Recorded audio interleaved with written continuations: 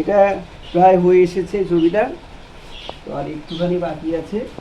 এটাও হেমেন্দ্রনাথ মজুমদারেরই একটা কপি করা হচ্ছে এই বইটা থেকে, এই এই বইটা থেকে করা হচ্ছে।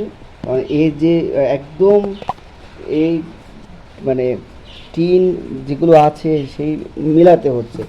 তো যাই হোক, কাজটা প্রায় শেষে মানে একদমই শেষ হয়ে এসেছে, আর অল্প অল্প এবার শুকানোর পরে প্রিন্ট করা হবে।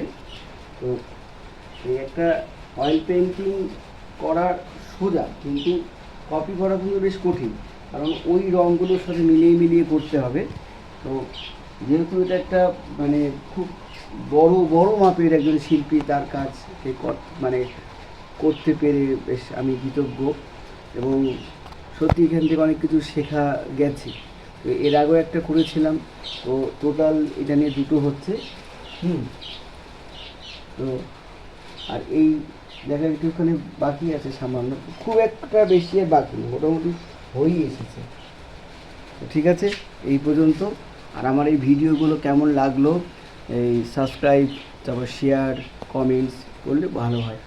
তো ভুল হোক ঠিক হোক, একটা মন্তব্য থাকলে বেশি ভালো হয়, কারণ মানুষ তো সমালোচনার কেউ ঊর্ধ্বে নই। তো সেই জন্য আমিও চাই যে আমার কাজটা কেমন হচ্ছে সেটা মানে আমার বন্ধুরা যাতে একটু ঠিকঠাক করে বলে। নমস্কার। অয়েল পেন্টিংটা খুব মানে সিরিয়াস একটা মিডিয়া, তো সেইভাবে কাজটা করতে হয়, মানে তাড়াহুড়ো তো করাই যাবে না এখানে। তো আর রঙের মায়া করলেও হবে না, তো সব মিলিয়ে মিশিয়ে যথেষ্ট মানে কি বলবো, যথেষ্ট মানে সময় দিতে হবে এর মধ্যে। স্কিল তো অবশ্যই দরকার, কালারগুলোকে ম্যাচ করা দরকার, সব কিছু।